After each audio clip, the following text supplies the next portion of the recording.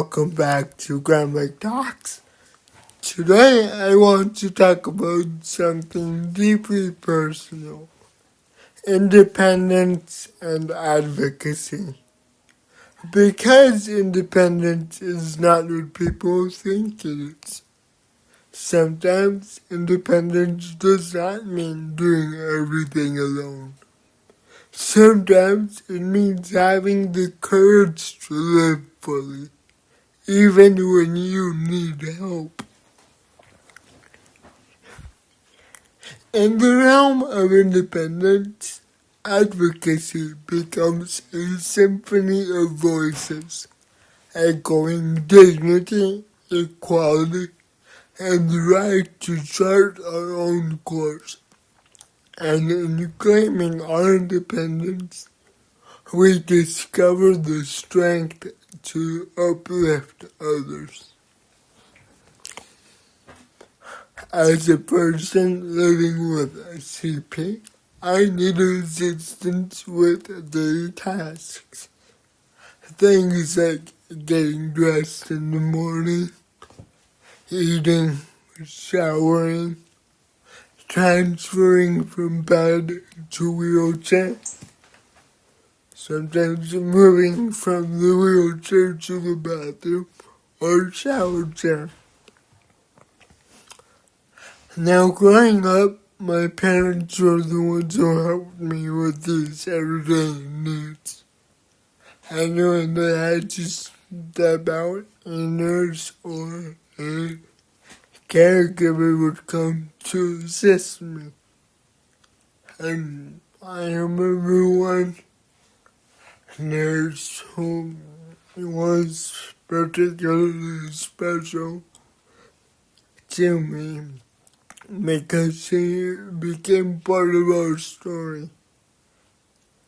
I remember one year she made me a Jedi costume for my birthday. And if you know me, you know that meant everything. That small little detail for me meant the world meant the world. I still have it. Caring for someone with CP takes more than kindness. It takes preparation. And because support isn't just about daily tasks, it's about readiness. And a caregiver may need to assist with dressing and eating, help with hygiene. They may need to monitor emotional and physical health, perhaps administer medication in some cases, encourage social interaction, maybe take the patients outside for a walk, meet the neighbors. And sometimes in extreme cases, must respond to emergencies like seizures or asthma attacks. And I just want to give a shout out to those in the medical field who are helping not only people like me, but people in general with their health and living the best life. And in some cases they do need 24/7 support. But here's something important. No two people with cerebral palsy are the same. For me, I don't need someone beside me every second. Unless we, go outside. But I do need assistance with daily living tasks. Others may need constant care. I remember I had a friend in elementary school named Mackenzie, and she also uses a wheelchair. However, she cannot speak, and when she needs something, she depends entirely on someone else to help communicate and care for her. And her life reminds me and reminds us that disability exists on the wide spectrum, and every experience matters. Recently, my family was blessed with a adaptive Honda Odyssey, and I like to call it Behemoth, and it really changed everything. For the first time, I gained a new level of independence. I was able to finally go to college in my power wheelchair and display myself freely on the campus. And it made it easier for me to interact with both classmates and professors alike. And I can move through life without always needing someone to push me, which was the case in my early elementary and middle school years. And that freedom is something I don't take lightly, and I thank God for it.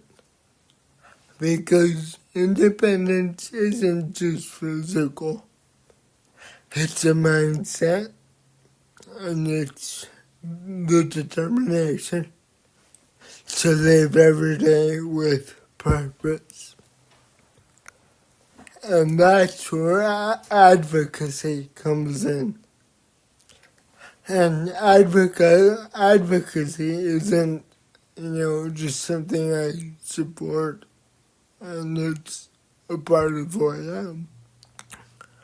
Because I believe in something fundamental. I believe that every person is created equal.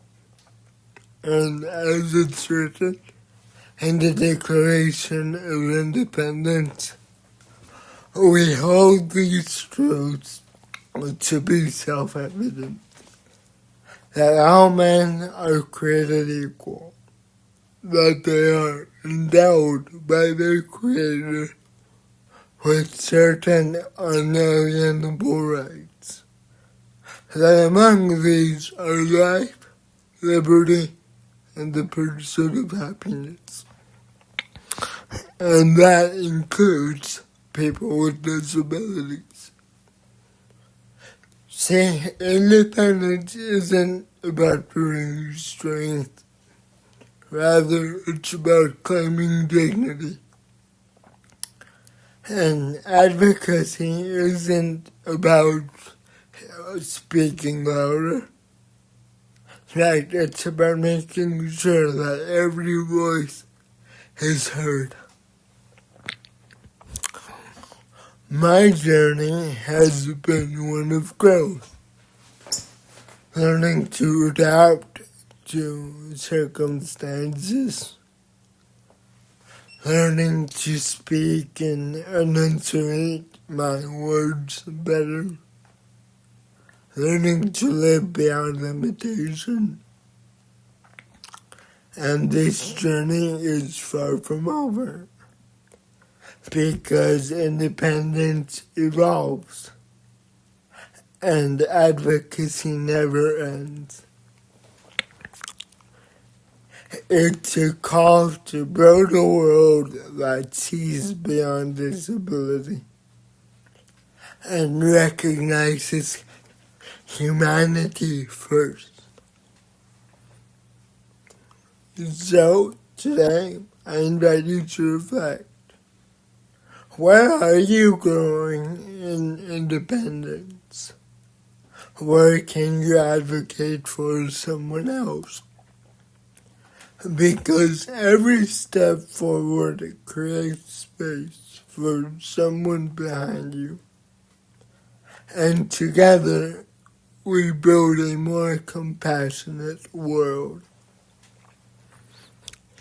You can find more about this journey in my memoir, Disability, my experience with cerebral palsy. And as always, remember, be the light that guides, the courage that explores, and the faith that endures.